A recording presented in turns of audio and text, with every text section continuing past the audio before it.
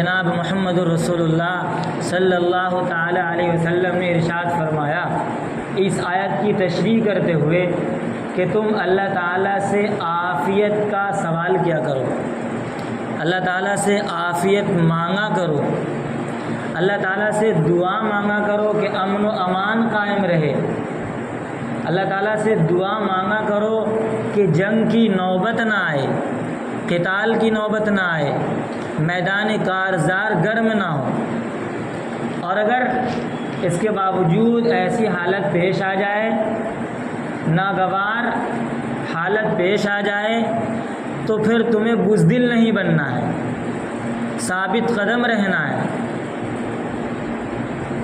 قرآن کہتا ہے اسی کو فَاثْبُتُوا، کہ تم ثابت قدم رہو، بزدل نہ بنو۔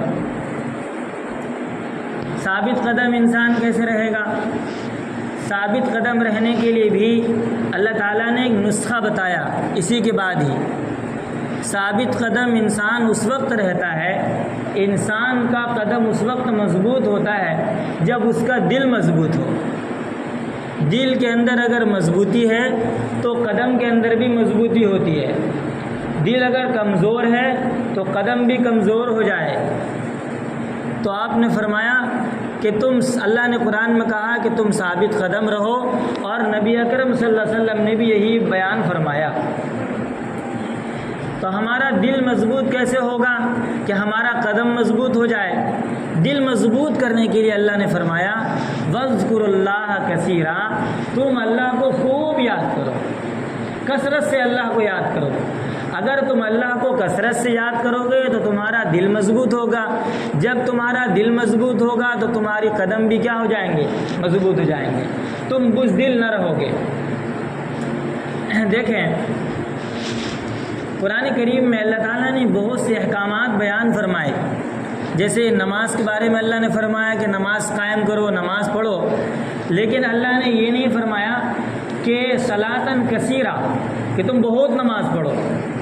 اللہ نے روزے کا حکم دیا، لیکن یہ نہیں فرمایا صیامً کثیرہ، بہت روزے رکھو۔ اللہ نے زکوٰۃ کا حکم دیا، لیکن یہ نہیں فرمایا زکوٰۃً کثیرہ، تمہیں زکوٰۃ بہت نکالنی ہے، ایسا حکم نہیں دیا۔ حج کا حکم دیا، لیکن اللہ نے یہ نہیں فرمایا حجًا کثیرہ، تمہیں حج خوب کرنا ہے۔ ایسی تلاوت کا حکم دیا، تو تلاوت کے بارے میں یہ نہیں فرمایا تلاوتاً کثیرہ، تمہیں بہت تلاوت کرنی ہے۔ تمام احکام دیگر جب دیکھتے ہیں قرآن کریم میں تو یہ سمجھ میں آتا ہے کہ اللہ تعالیٰ نے کسی حکم کے بارے میں یہ نہیں کہا ہے کہ تمہیں خوب کرنا ہے، لیکن ذکر کے بارے میں اللہ نے فرمایا وَاذْكُرُوا اللَّهَ كَثِيرًا، تمہیں اللہ کو خوب یاد کرنا ہے، اللہ کو یاد خوب کرنا ہے۔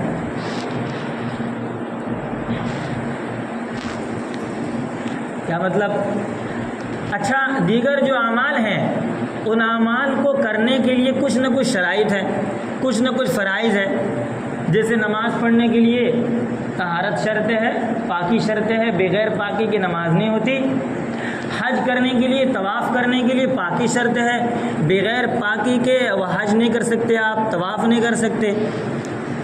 ایسے ہی تلاوت قرآن کے لیے آپ کے لیے پاک ہونا ضروری ہے، بڑی ناپاکی سے آپ پاک ہو۔ اگر جنابت کی حالت میں ہیں تو آپ قرآن کریم پڑھ نہیں سکتے ہیں، قرآن کریم کو آپ چھو نہیں سکتے ہیں۔ تو یہ جو احکام ہیں، ان احکام کے لیے کچھ نہ کچھ شرائط ہیں، کچھ نہ کچھ واجب ہے، لیکن اللہ کی یاد ایسی چیز ہے اس کے لیے کوئی شرط نہیں۔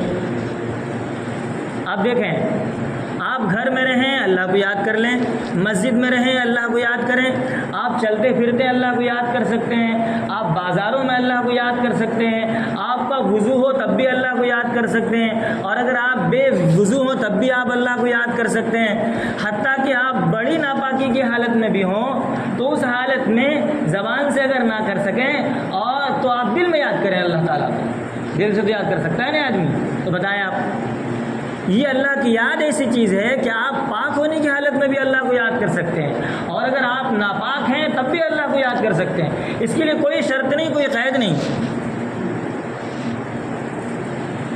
اللہ تعالیٰ نے صحابہ کرام رضوان اللہ علیہ مجمعین کے بارے میں بیان فرمایا قرآن کریم میں۔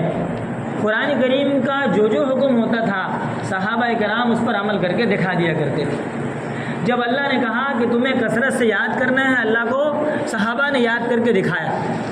اور قرآن کہتا ہے ان کے بارے میں رجال لا تلہیہم تجارت ولا بیع عن ذکر اللہ و اقام الصلاۃ و ایتاء الزکاۃ، صحابہ ایسے ہیں کہ اگر بزنس کر رہے ہوں تب بھی اللہ کی یاد سے غافل نہیں ہے، اگر سامان خرید رہے ہوں تب بھی اللہ کی یاد سے غافل نہیں ہے، اگر سامان بیچ رہے ہوں تب بھی اللہ کی یاد سے غافل نہیں ہے، اگر بازار میں ہوں تب بھی اللہ کی یاد سے غافل نہیں ہے، اگر مسجد میں ہوں تب بھی اللہ کی یاد سے غافل نہیں ہے، اگر مجمع میں ہو تب بھی اللہ کی یاد سے غافل نہیں ہے، اگر تنہائی میں ہو تب بھی اللہ کی یاد سے غافل نہیں ہے، کسی وقت بھی اللہ کی یاد سے غافل نہیں ہوتے، حتیٰ کہ نبی کی مجلس میں ہوتے ہیں تب بھی سوال ہی نہیں ہوتا اللہ کی یاد سے غفلت، اور اگر نبی صلی اللہ علیہ وسلم کی مجلس سے اٹھ کر گھر میں جاتے ہیں اور وہاں غفلت نہیں بلکہ ذرا کیفیت میں فرق ہو جاتا ہے۔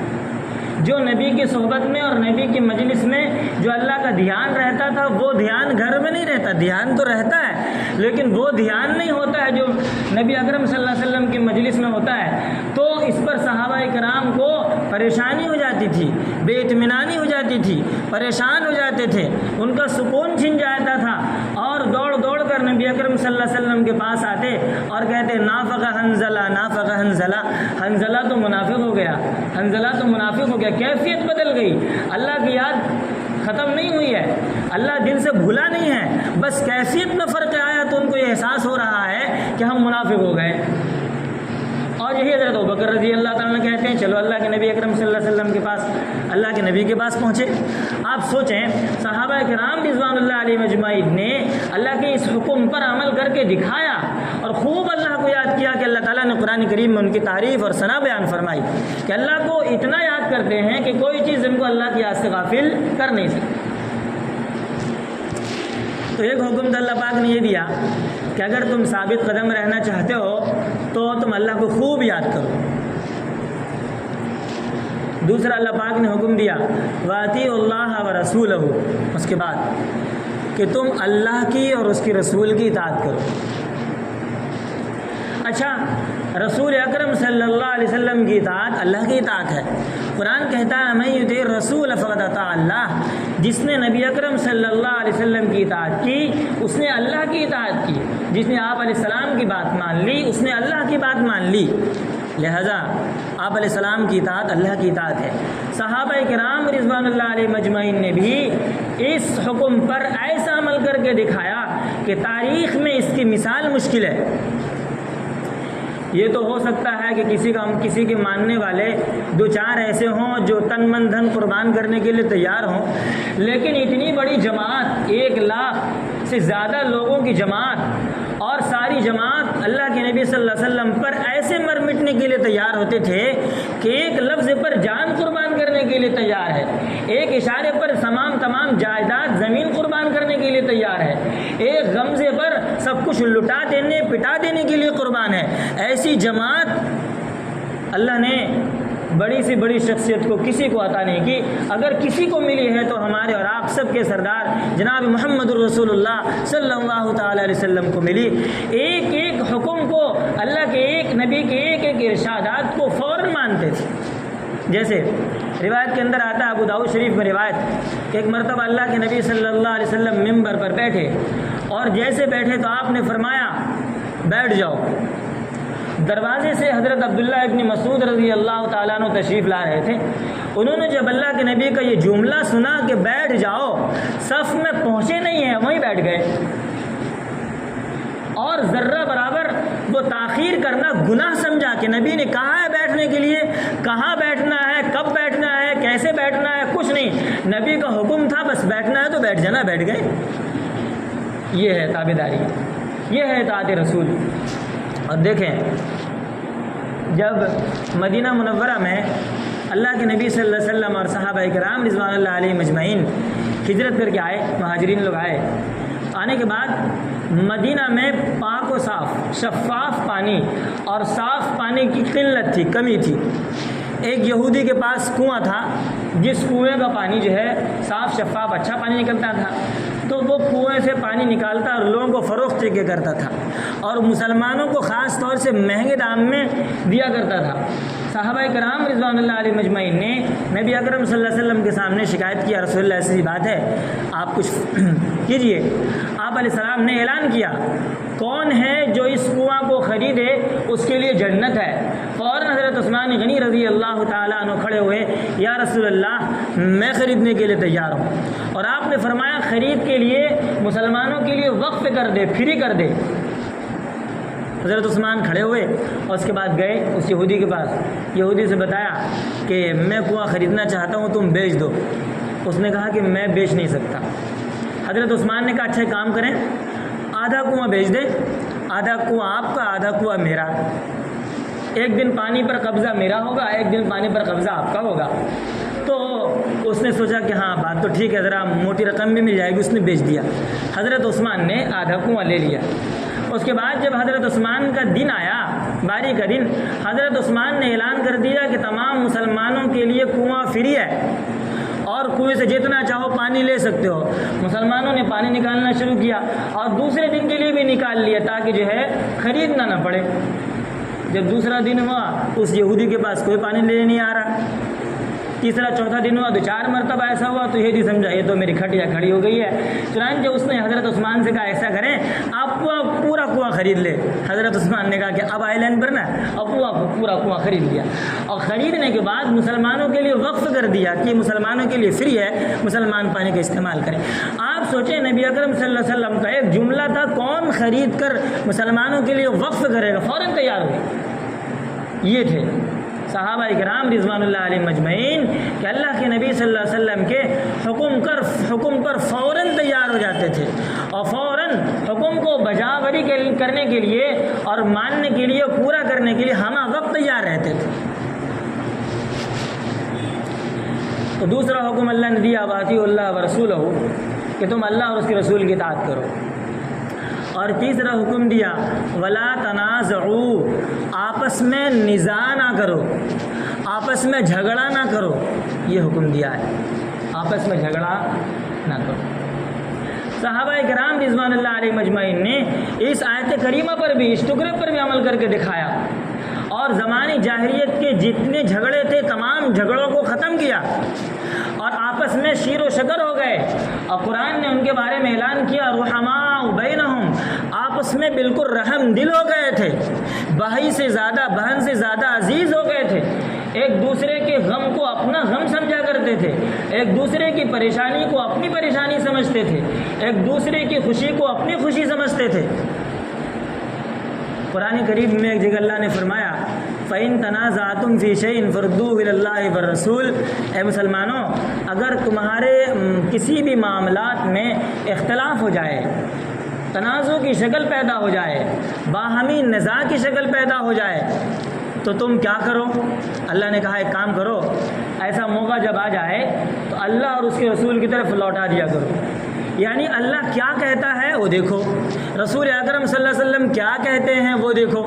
ایسا ہوا جب آپ علیہ الصلوۃ والسلام دنیا سے پردہ فرما گئے اور سقیفہ بنی ساعدہ میں جب اختلاف ہوا خلافت کو لے کر، اور کچھ انصاری صحابہ چاہتے تھے کہ خلیفہ انصار میں سے بنے، یہ اختلاف ہوا، اور مہاجرین کہتے تھے کہ بھائی مہاجرین میں سے بنے۔ اس طرح کا جب اختلاف ہوا اور حضرت ابوبکر صدیق رضی اللہ تعالیٰ عنہ اور حضرت عمر رضی اللہ تعالیٰ عنہ کو معلوم ہوا کہ یہ لوگ سقیفہ بنی ساعدہ، کچھ دور ہے مسجد نبوی سے، زیادہ دور نہیں ہے، 206 میٹر کچھ فاصلے پر ہے غالباً، تو یہ دونوں صحابی گئے اور ساتھ ساتھ میں حضرت ابو عبیدہ بن جراح رضی اللہ تعالیٰ عنہ راستے مل گئے، تینوں وہاں پہنچے اور آپس میں اختلاف ہو رہا تھا اور تنازع کی شکل پیدا ہو گئی تھی، باہمی ایسا لگتا تھا کہ لڑائی ہو جائے گی۔ حضرت ابوبکر صدیق رضی اللہ تعالیٰ عنہ نے کچھ بات بیان فرمائی، واضح نصیحت کیا۔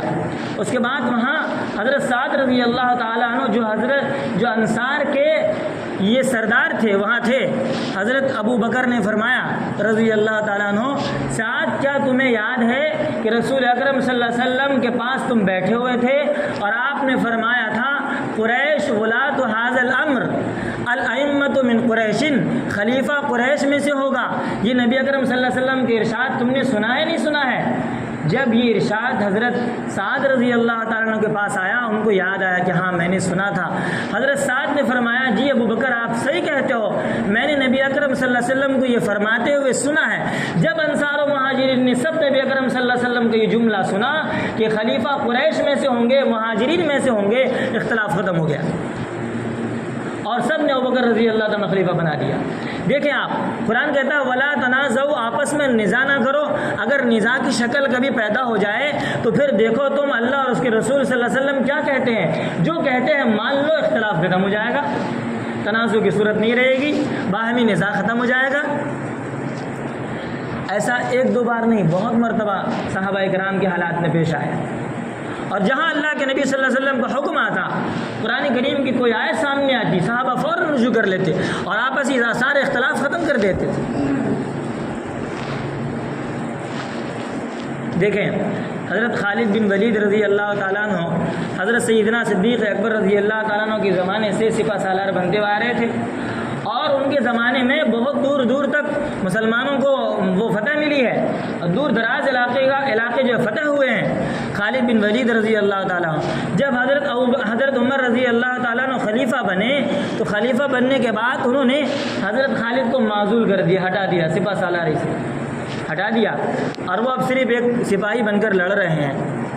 حضرت خالد بن ولید رضی اللہ تعالیٰ عنہ اگر چاہتے تو یہ کہہ سکتے تھے حضرت امیر المومنین نے ہمیں کیوں ہٹایا ہے، ہم لڑ رہے ہیں، ہمارا کارنامہ ہے، ہمارا کام ہے، ہم نے بہت کچھ کیا ہے، اور ان کے ساتھ ایک جماعت ہو بھی سکتی تھی، اس لیے کہ خالد بن ولید رضی اللہ تعالیٰ عنہ کی سب تعریف کرتے تھے اور ان کے جانتے تھے کہ رسول اکرم صلی اللہ علیہ وسلم نے فرمایا سیف من سیوف اللہ، یہ اللہ کا ایک تلوار ہے خالد۔ لیکن خالد بن ولید رضی اللہ تعالیٰ نے نزاع نہیں کیا، باہمی اختلاف نہیں کیا، حتیٰ کہ کہنے والے نے کہا خالد کیا بات ہے، جیسے پہلے لڑ رہے تھے ویسے بلکہ اس سے بھی زیادہ اب جمع بردی اور بہادری سے لڑ رہے ہو، شجاعت و دلیری سے لڑ رہے ہو، حالانکہ عمر رضی اللہ تعالیٰ عنہ نے تمہیں معزول کر دیا، ہٹا دیا ہے۔ حضرت خالد نے کہا کہ سنو، میں پہلے بھی اللہ کے لیے لڑا کرتا تھا اور آج بھی اللہ کے لیے لڑ رہا ہوں۔ آپ سوچیں، یہ ہے ان کی سوچ، اسی لیے آپس میں ان میں نزاع نہیں ہوتا تھا، اور نزاع اگر ہو بھی گیا تو ختم ہو جایا کرتا تھا۔ تو اللہ تعالیٰ نے فرمایا ولا تنازعوا، کہ تم آپس میں نزاع نہ کرو۔ دو بات ہے یاد رکھنا چاہیے، جب انگریز دھیرے دھیرے ہندوستان پر تسلط پا رہا تھا اور قبضہ کر رہا تھا، اس وقت حضرت امام شاہ ولی اللہ محدث دہلوی رحمۃ اللہ علیہ، اس زمانے میں انگریزوں کی پوری حکومت قائم نہیں ہوئی تھی، پورے ہندوستان پر انگریز قابض نہیں ہوا تھا۔ حضرت نے مختلف صوبوں میں جہاں جہاں مسلمان بادشاہ تھے، 4 صوبے میں جو مسلمان بادشاہ آپس میں لڑ رہے تھے، حضرت نے خطوط لکھے اور خطوط لکھ کر یہ بھیجا ہے اور ان کو نصیحت فرمائی تھی کہ تم آپس میں لڑ رہے ہو، باہمی نزاع کا شکار ہو، جبکہ انگریز دھیرے دھیرے قبضہ کر رہا ہے اور اپنا پاؤں جما رہا ہے۔ حضرت نے یہ خطوط لکھا، لیکن بادشاہوں نے مانا نہیں، اور بالآخر وہی ہوا کہ انگریز نے اس کا فائدہ اٹھایا اور ہندوستان پر قابض ہوا، اور 200 سال تک حکومت کی انگریز نے۔ باہمی نزاع کا اتنا فائدہ اٹھایا انگریز نے کہ 200 سال تک حکومت کی، اور انگریز کی پالیسی تھی کہ لڑاؤ اور حکومت کرو، ہندوؤں کو ہندوؤں سے لڑایا، مسلمانوں کو مسلمانوں سے لڑایا اور آپسی اختلاف پیدا کیا، اور مسلمان آپس میں لڑے اور بھیڑے، اور ایسا اختلاف ہوا کہ آج تک اختلاف ہے، آپ جانتے ہیں، اور پوری دنیا دیکھ رہی ہے، کوئی ڈھکی چھپی چیز ہے ہی نہیں۔ ایسا اختلاف ہوا اور ایسا اختلاف ہوا کہ آپس میں بحث و مباحثہ ہوتا تھا تو کوئی ایک دوسرے کے بات کو ماننے کے لیے تیار نہیں ہے، چاہے ہمارے سامنے قرآن کریم کی آیت کیوں نہ آ جائے، چاہے ہمارے سامنے اللہ کے نبی کا ارشاد کیوں نہ آ جائے۔ یہ ایسا بحث و مباحثہ کا بازار گرم ہوا تھا، ہر آدمی یہ چاہتا تھا کہ بس ہماری بات مانی جائے۔ یہ نزاع ہے، یہ غلط ہے، یاد رکھنا چاہیے۔ اختلاف ہوتا ہے اور ایک نزاع ہوتا ہے۔ قرآن نے کہا نزاع نہ کرو، اختلاف کی گنجائش ہے۔ کیسے؟ سمجھیے، بڑی باریکی بات ہے۔ اللہ کے نبی صلی اللہ علیہ وسلم نے اللہ تعالیٰ سے 3 دعائیں مانگی تھی، ترمذی کے اندر روایت ہے۔ اللہ کے نبی صلی اللہ علیہ وسلم نے فرمایا میں نے اللہ تعالیٰ سے 3 دعائیں مانگی، اللہ نے 2 دعا قبول فرما لی ہے۔ ایک دعا میں نے اللہ تعالیٰ سے یہ مانگی، اے اللہ میری امت پر کوئی ایسا ظالم ایسا جابر بادشاہ مسلط نہ کرنا جو میری پوری امت کو ہلاک کر دے۔ اللہ نے کہا ٹھیک ہے۔ کہا کہ کوئی ایسی بلا اور مصیبت نہ آئے کہ میری پوری امت ہلاک ہو جائے، جیسے کہا سالی ہے پچھلے زمانے میں، جیسے قوم عاد، قوم سمود، قوم لوط پر جو عذاب آیا تھا کہ پورے کے پوری قوم کو اٹھا کر اللہ نے اوپر لے جا کے پٹخا ہے زمین پر۔ اللہ نے کہا اے اللہ تعالیٰ سے نبی اکرم صلی اللہ علیہ وسلم نے فرمایا اے اللہ میری امت کو ایسے ہلاک نہیں کرنا۔ اللہ تعالیٰ نے فرمایا ٹھیک ہے، قبول ہے۔ کہا تیسری بات یہ کہ میری امت میں اختلاف نہ ہو۔ اللہ نے فرمایا کہ اے میرے محبوب نہیں، اختلاف ہوگا۔ یہ ترمذی میں روایت ہے، مشکات شریف میں روایت ہے۔ پتہ ہی چلا کہ اختلاف کوئی بری چیز نہیں ہے، اختلاف ہونا چاہیے اور ہوتا ہے۔ صحابہ اکرام رضوان اللہ علیہ مجمعین کے درمیان میں بھی اختلاف ہوا، بہت سے مسائل میں اختلاف ہوا۔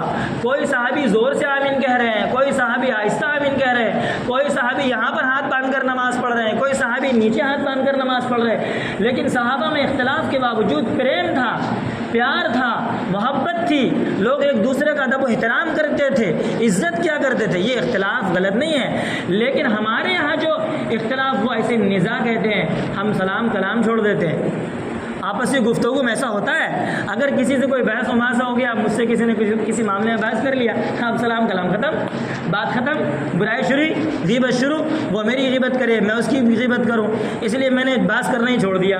کوئی آدمی مجھ سے اگر الجھتا ہے، میں کہتا ہوں بھیا تم اپنا لنا اعمالنا ولکم اعمالکم، تمہارا مذہب تمہارے ساتھ، ہمارا مذہب ہمارے ساتھ، تمہارا عمل تمہارے ساتھ، ہمارا عمل ہمارے ساتھ، لیکن بحث و مباحثہ کر کے کیا کریں گے؟ غیبت کریں گے۔ الٹا آدمی سوچتا ہے کہ ہم بحث و مباحثہ اللہ کے لیے کر رہے ہیں، اللہ کے لیے، نفس کے لیے ہو رہی ہے۔ یہ جھگڑا نفس کے لیے ہوتا ہے۔ جب انسان کے دل کے اندر ہو، جذبہ ہو کہ ہمیں ماننا نہیں ہے، تو اللہ کے لیے نہیں ہے، بلکہ کس کے لیے؟ نفس کے لیے۔ اللہ نے فرمایا ولا تنازعوا، تم آپسی نزاع نہ کرو۔ آپسی نزاع کا نقصان کیا ہوگا؟ قرآن کہتا ہے فتفشلوا وتذهب ريحكم، کہ تم بزدل ہو جاؤ گے اور تمہاری ہوا اکھڑ جائے گی۔ آپ دیکھیں جب سے مسلمانوں میں اختلاف ہوا اور آپسی نزاع ہوا ہے، نزاع کا عالم جو بڑا ہے، آپ دیکھیں مسلمانوں کی حالت کتنی ابتر ہو گئی ہے، مسلمان بزدل ہو گئے۔ قرآن کہتا ہے فتفشلوا، تم بزدل ہو جاؤ گے، تم ثابت قدم نہیں رہ سکو گے، تمہاری ہوا اکھڑ جائے گی۔ اور یہ ہوا۔ آج کے زمانے میں مسلمانوں کو سمجھنا چاہیے کہ کیا حالات ہے، باہر کے کیا حالات ہے، آپسی کیا حالات ہیں، ہمارے لیے کیا چیزیں اہم ہیں، کیا چیز غیر اہم ہے۔ ہم آپسی اختلاف کو بہت زیادہ آگے بڑھائے ہوئے ہیں، اس چیز کو سمجھنا چاہیے۔